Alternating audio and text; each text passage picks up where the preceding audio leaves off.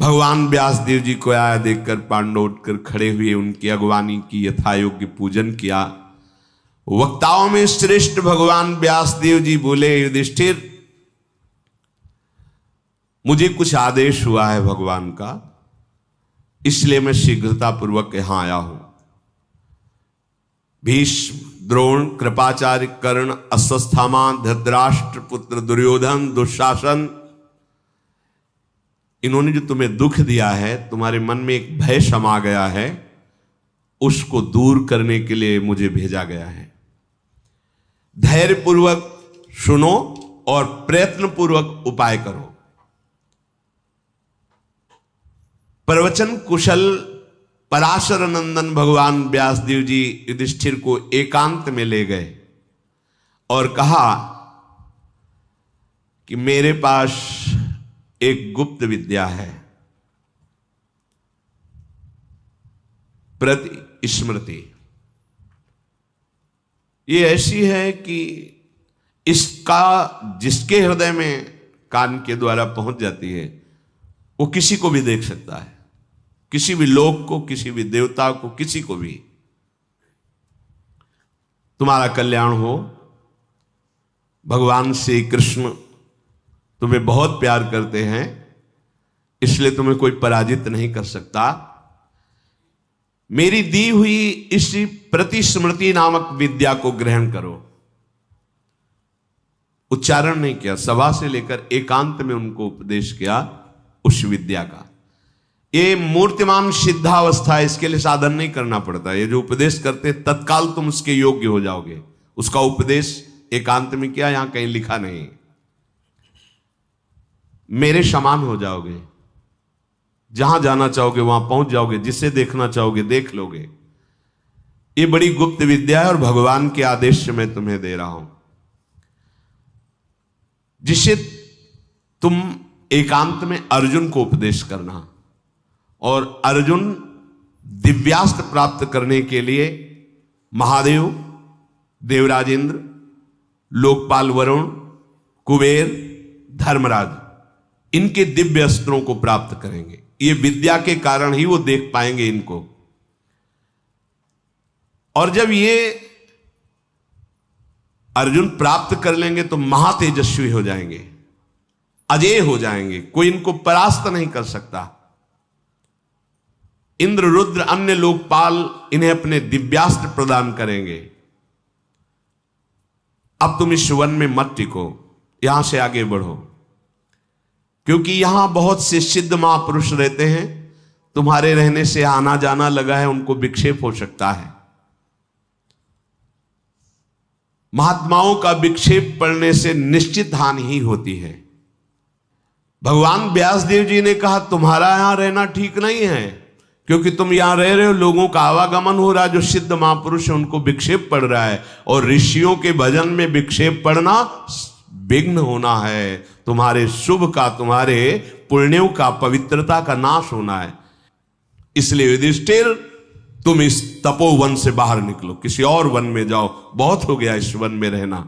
ऐसा कहकर त्रिकालदर्शी सर्वशक्तिशाली भगवान व्यासदेव जी ने धर्मराज युधिष्ठिर से कहा स्नान करके आओ, आचमन करो, आसन पर बैठो और फिर उस अत्युत्तम विद्या प्रति स्मृति नाम की विद्या दी। और कहा ये इसलिए दे रहा हूं कि आप अर्जुन को उपदेश कीजिएगा एकांत में।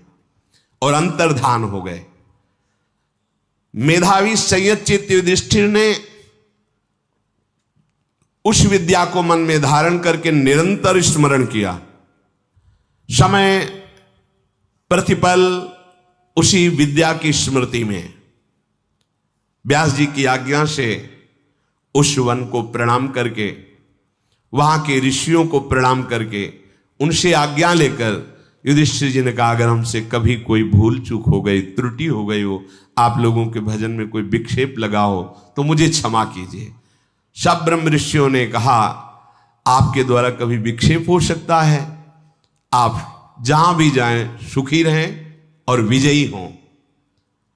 युधिष्ठिर जी तपस्वी ब्राह्मण और अपने भाइयों के साथ वहां से विदा हुए। काम्यक वन में आगे जाकर फिर वहां निवास किया। कुछ काल के अनंतर धर्मराज युधिष्ठिर जी को व्यास जी का स्मरण आया, तो उन्होंने अर्जुन को एकांत में बुलाया। कुछ समय तक स्वयं उस प्रतिस्मृति विद्या का अनुष्ठान करके अनुभव किया। फिर एकांत में कहा, भगवान व्यासदेव जी ने आपके लिए आदेश किया है, शत्रुओं का दमन करने वाले अर्जुन जाओ पवित्र होकर आओ। अर्जुन का हाथ अपने हाथ में लिया और कहा कि जो प्रतिस्मृति विद्या दे रहे हैं इसमें आप किसी को भी देख सकते हैं, देवताओं को, ब्रह्म को, मनुष्य को, किसी को भी, जिसको चाहोगे उसको तुम देख पाओगे। जहां स्मरण करोगे तुम उसके दर्शन कर सकते हो, जहां जाना चाहोगे वहां जा सकते हो। सारी कलाएं इसमें छुपी हुई हैं इस विद्या में, इसलिए इस विद्या को स्वीकार करो। जाओ इस विद्या को ग्रहण करके दिव्यास्त्रों की प्राप्ति करो, ऐसा भगवान व्यासदेव जी ने आपके लिए आदेश किया है। आज ये सारी पृथ्वी दुर्योधन के हाथ में हो चुकी है और वो मनमानी आचरण करने वाला है, इसलिए सारी प्रजा दुख में ही है। जो मनमानी आचरण करने वाला होता है उससे किसी को सुख नहीं मिलता, माता पिता भाई बंधु किसी को सुख नहीं मिलता। श्री कृष्ण द्वैपायन भगवान व्यासदेव जी ने जो आदेश किया है उसका विधिवत जाप करना। जैसे जैसे जाप बढ़ेगा वैसे वैसे वस्तु तत्व स्पष्ट दिखाई देगी।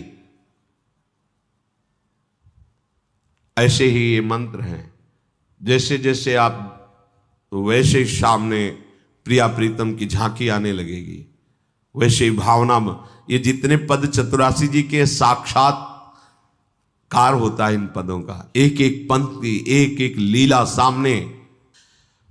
इस मंत्र विद्या का एकाग्रचित होकर के तुम साधना करो, जिसकी चाह करोगे वही देवता तुम्हारे सामने उपस्थित हो जाएगा। धनुष कवच खड्ग ये लो, मौन का अवलंबन रखना आदेश हो रहा है। देखो, साधु व्रते स्थितः, साधु व्रत कहते हैं मौन को। मौन का अवलंबन रखना और इधर से उत्तर दिशा की तरफ जाना। वहां इंद्रकील पर्वत है, वहां भगवान इंद्रदेव का सानिध्य रहता है। उनसे दिव्यास्त्रों का तुम्हें ज्ञान प्राप्त होगा और भगवान इंद्र तुम्हें अपने दिव्यास्त्र जरूर प्रदान करेंगे, क्योंकि भगवान व्यासदेव जी ने ऐसा कहा है।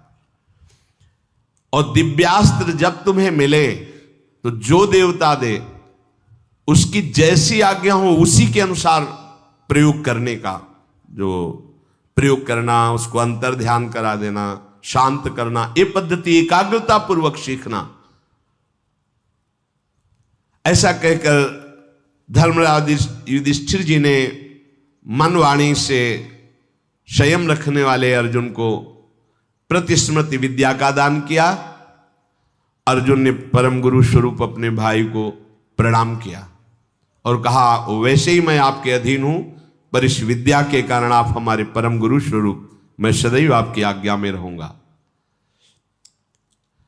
धनंजय ने तत्काल अग्नि देवता में आहुति दी, ब्राह्मणों को प्रणाम किया और गांडीव धनुष, दो महान अक्षय तुड़ीर, कवच और अस्त्र तलवार धारण की और आकाश की तरफ देखकर लंबी सांस ली कि आज ऐसा अवसर आ रहा है कि अपने प्रिय भाइयों का त्याग करके हमें तप के लिए जाना है।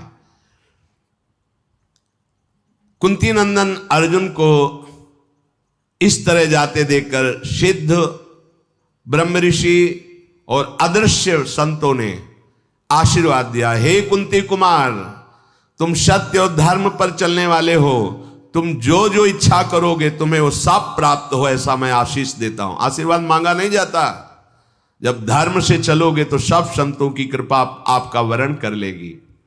अब आप करो मनमानी आचरण, गंदे आचरण और जाओ संतों से कहो हमारे ऊपर कृपा कर दो, तो कृपा करने से थोड़ी होता है, वो तो होती है कृपा होती है, अहेतुकी होती कृपा। जाओ कुंती पुत्र, तुम अपना अभीष्ट साधन करो, तुम्हें अवश्य विजय प्राप्त होगी। द्रौपदी ने कहा, मैं सदैव अपने प्रिय श्री कृष्ण के बल से युक्त हूं, इसीलिए मैं तुम्हें आशीर्वाद देती हूं अर्जुन। तुम हृदय में जो मनोरथ करोगे उन सब की प्राप्ति होगी। हे धनंजय, हिरी श्री कीर्ति द्युति पुष्टि उमा लक्ष्मी सरस्वती, ये देवियां जो मैं कह रहे हूं उसका अनुमोदन करें, तुम्हारी सदैव रक्षा करें।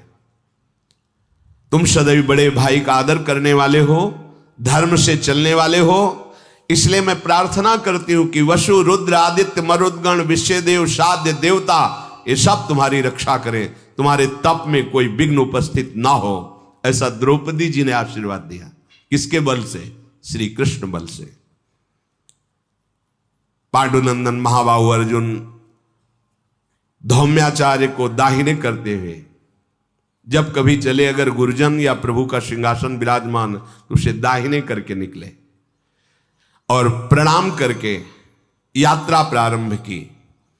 प्रतिस्मृति विद्या का निरंतर स्मरण हो रहा है, जो व्यास देव जी से युधिष्ठिर जी को, युधिष्ठिर जी से अर्जुन जी को।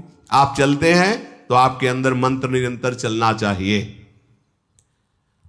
अर्जुन महातपस्वी महात्माओं के द्वारा सेवित पर्वत मार्ग से आगे बढ़े, देव सेवित हिमालय पर्वत पर जा पहुंचे।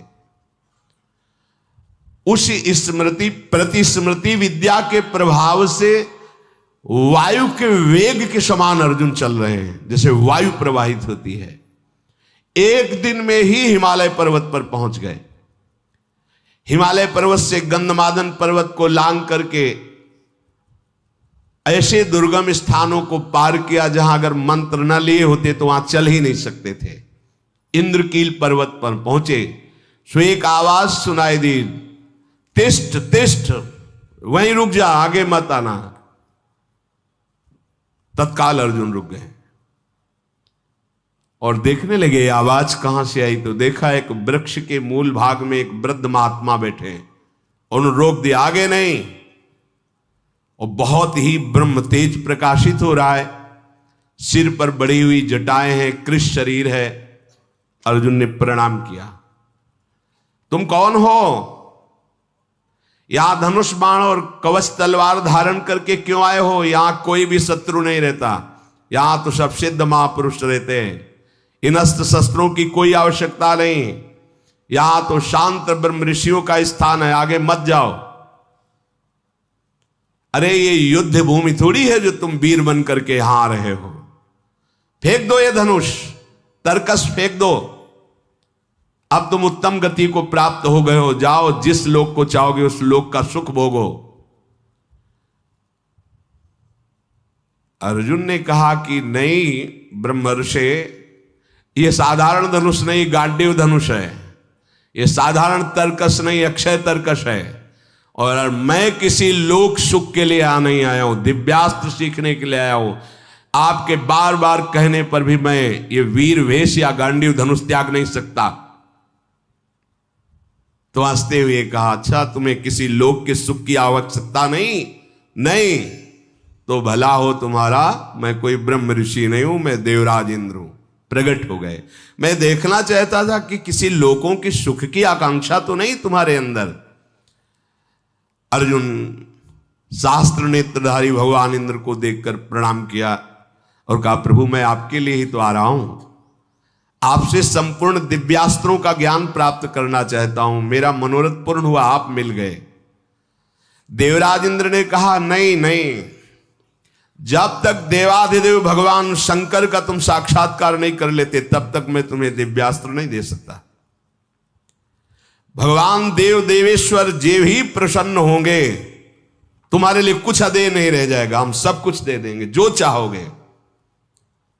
विश्ववंदित अर्जुन ने ऐसे वचन कहे, तुम्हें त्रिनेत्रधारी भगवान शंकर भूत भावन महादेव जी का तप के द्वारा आराधन करके प्रसन्न करना होगा, और जब वो अपना पाशुपतास्त्र दे देंगे फिर तुम्हारे लिए कुछ अदेय नहीं है। अर्जुन से ऐसा कह करके भगवान देवराज इंद्र अंतर्ध्यान हो गए।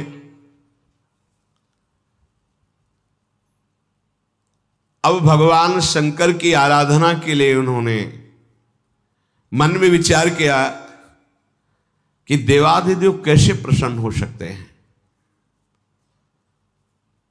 इधर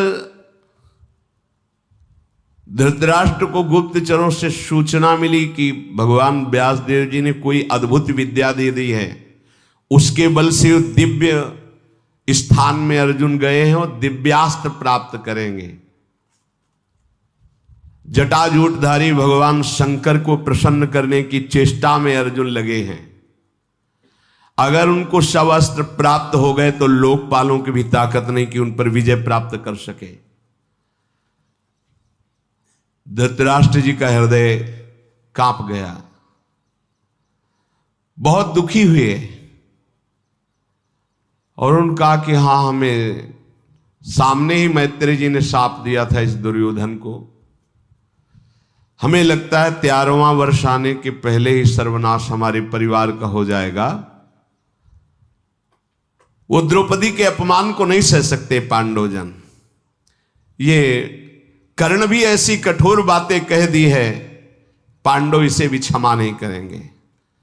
जब भीमसेन, यदुकुल तिलक, वासुदेव श्री कृष्ण का साथ लेकर युद्ध में उतरेंगे, मुझे लगता है शकुनी, दुर्योधन, कर्ण, दुशासन सब मारे जाएंगे। क्या हो सकता है, मेरे पुत्र कैसे जीवित रहे, ऐसे विचार में धृतराष्ट्र जी, और कैसे भगवान महादेव प्रसन्न हो, ऐसी चेष्टा में अर्जुन जी। अर्जुन तपस्या के लिए दृढ़ निश्चय करके बड़ी उतावली के साथ चले और एक भयंकर कंटकाकीर्ण वन में पहुंचे, जहां समीप में सुंदर नदी प्रवाहित हो रही थी। हिमालय का शिखर है, पवित्र शीतल वायु चल रही है। उस स्थान के दर्शन करके मन में निश्चय हुआ कि यहीं भगवान शंकर की आराधना करेंगे। महातेजस्वी दृढ़ संकल्प वाले अर्जुन ने उस प्रदेश में तपस्या में संलग्न होने के लिए स्थान चयन किया और कुशा की लंगोटी लगाई। कुशा बहुत दुखद होता है, छू जाए तो त्वचा को चीर दे। लंगोटी लगाई और एक दंड समीप में रख लिया और अपने गांडीव धनुष और तूणीर को वृक्ष की डाल पे से टांग दिया और हाथ जोड़कर भगवान शंकर की स्तुति करके निरंतर भजन में लग गए। 1 मास तक 3 दिन 3 रात कुछ नहीं खाना, उसके बाद सूखा पत्ता लेकर के पाना। दूसरा मास 6 रात के बाद कोई फल ले लेना। तीसरा महीना 15 दिन 15 रात व्यतीत होने के बाद एक बार कुछ फल ले लेना। चौथे महीने में केवल जल पीकर रहना, फिर जल भी छोड़कर केवल वायु श्वास, बस निरंतर महादेव जी के चिंतन में निमग्न। दोनों भुजाएं उठाए हुए, कोई सहारा नहीं, पैर के अंगूठे के अग्रभाग पर खड़े होकर के भगवान शिव के मंत्र का जप करते हुए आकाश की तरफ दृष्टि रखे हुए एकाग्र चित्त से उपासना कर रहे हैं। तदनंतर अर्जुन की भयंकर तपस्या को देख करके वहां रहने वाले जितने ब्रह्म ऋषि थे सब भगवान पिनाक पाणी महादेव जी के समीप गए और महादेव जी को प्रणाम करके कहा, देवाधिदेव, अर्जुन आपके लिए महान तपस्या से युक्त होकर के उपासना कर रहे हैं।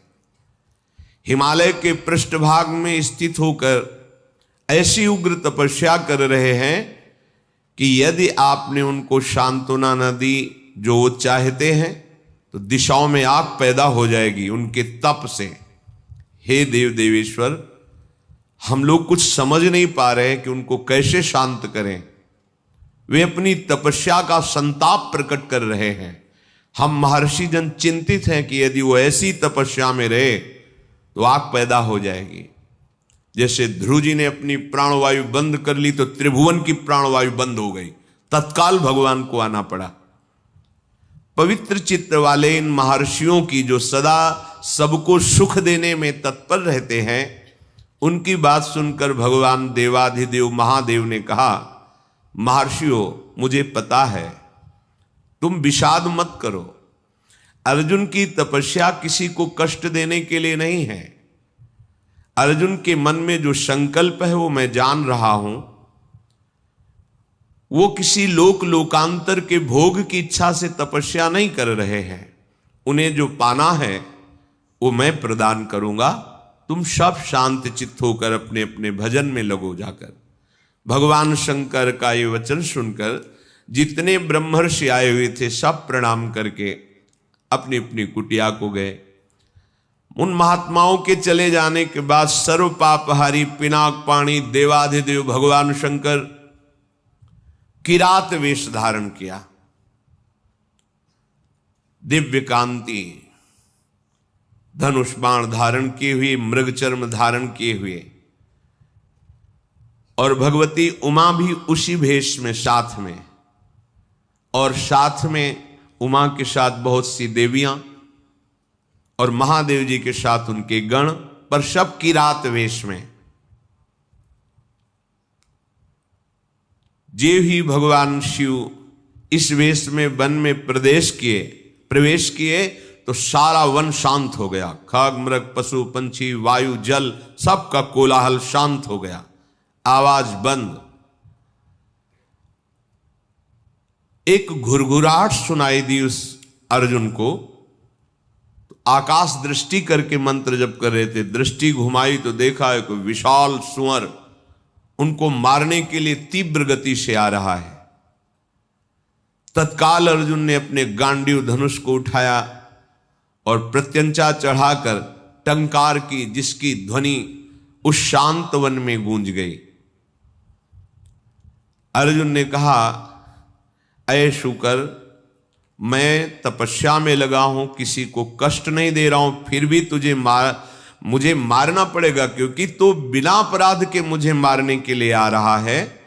सुदृढ़ धनुष वाले अर्जुन को प्रहार के लिए उद्यत देखकर किरात रूपधारी भगवान शिव ने सहसा रोका। ऐ वीर, इस शूकर को मैंने पहले शिकार रूप में निश्चित कर लिया है, तुम अपना बाण मत चला देना।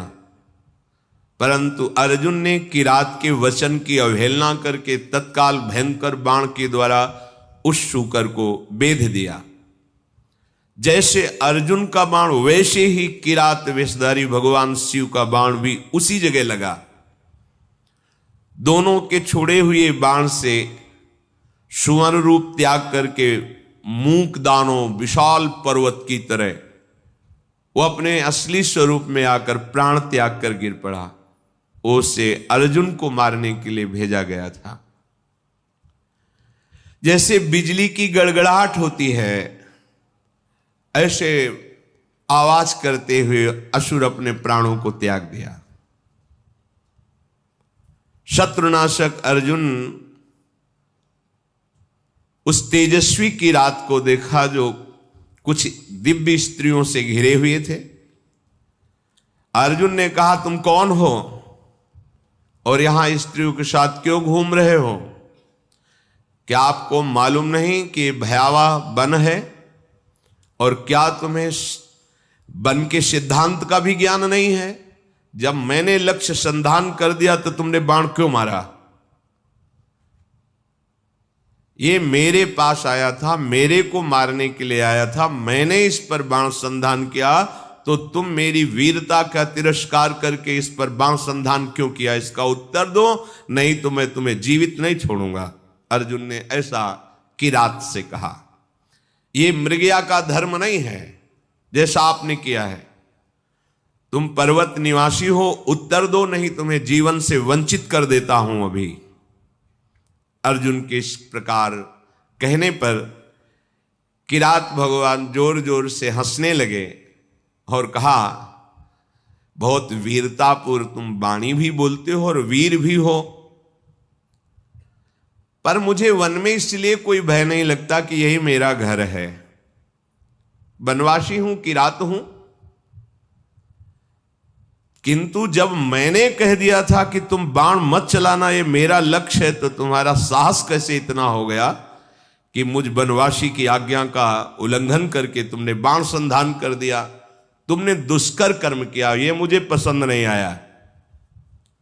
और तुम जो कहते हो कि मुझे जीवन से हाथ धोना पड़ेगा, तो पहले बल का निर्णय कर लेना चाहिए, फिर बाद में निश्चय होना चाहिए। तुमने हमारे बल का निर्णय तो किया नहीं। क्या तुम जानते हो हम में कितना बल है? किरात वेशधारी भगवान ने कहा। अर्जुन ने कहा, तुम्हारे जानने की हमें कोई आवश्यकता नहीं है, मुझे तुम जान लो।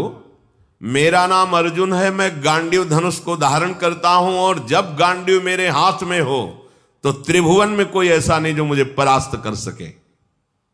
ये हिंसक रूप धारण करके दैत्य मुझे मारने आया था, मैंने इसे मार गिराया, अपराध आपका है।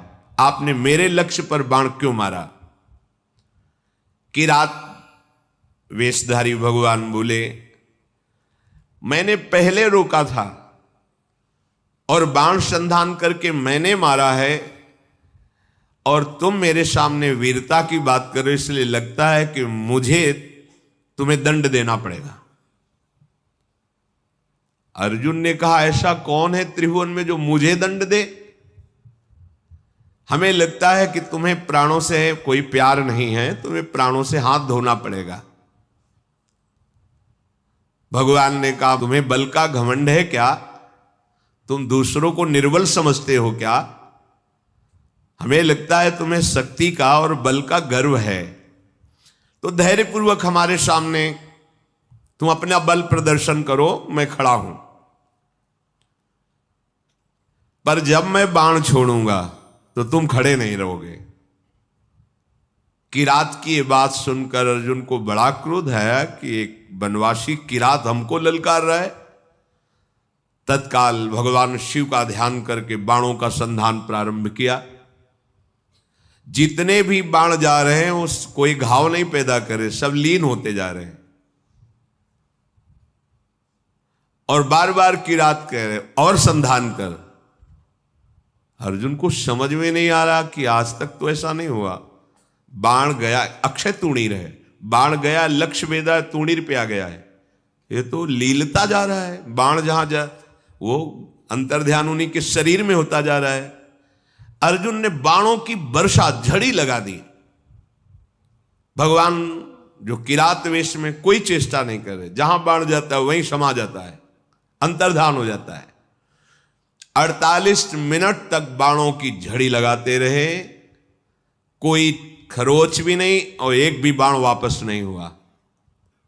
सारी बाण वर्षा व्यर्थ देखकर अर्जुन को बड़ा आश्चर्य हुआ और कहने लगे, धन्य है किरात, धन्य है। वास्तविक मैंने ऐसा वीर नहीं देखा तुम्हारे जैसा। हिमालय शिखर के समान तुम निश्चल खड़े हो, और महाप्रचंड गांडीव धनुष से छूटे हुए बाण तुम्हें तनिक व्याकुल नहीं कर पाए। शास्त्रों बाण संधान किया पर तुम्हें खरोच नहीं हुई। एकमात्र मेरे आराध्य देव भगवान पिनाकपाणी शिव के सिवा कोई दूसरा ऐसा नहीं हो सकता कि जो हमारे गांडीव धनुष की चोट सह जाए बाणों की। और यदि तुम रुद्रदेव से भिन्न हो तो अब मैं जितने मंत्र जानता हूं, अस्त्र जानता हूं, सबका प्रयोग करके तुम्हें नष्ट कर दूंगा। अर्जुन ने जैसे आग्नेय अस्त्र मिले हुए थे, उन सब अस्त्रों का प्रयोग भगवान शिव पे किया। सैकड़ों दिव्य अस्त्रों का प्रयोग किया, पर सब अंतर्धान जा करके शांत हो जाते हैं।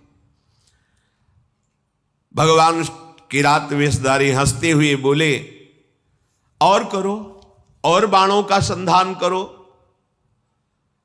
अर्जुन ने देखा अब तूणीर में एक भी बाण नहीं रह गया, तो उन्होंने विचार किया कि भगवान अग्निदेव जी के द्वारा ये दिए हुए खांडोप्रस्थ जलाने के लिए तूणीर थे, इनका अक्षय शब्द नाम है, अर्थात कभी खाली ही नहीं होंगे। तो कर तुम अकर तुम अन्यथा कर तुम सर्व समर्था सा ईश्वरा, देवों के भी देव महादेव। एक भी बाण तूणीर में नहीं बचा। सारे बाण नष्ट हो गए, अब मैं क्या करूं? ये तो मेरे बाणों को ही लील जा रहा है, तो मैं इस प्रचंड बलशाली धनुष के प्रहार से मारूंगा, धनुष की कोटि से। ऐसा विचार करके अर्जुन ने अपने प्रचंड गांडीव धनुष से प्रहार किया। गांडीव धनुष भी लीन हो गया किरात के शरीर में।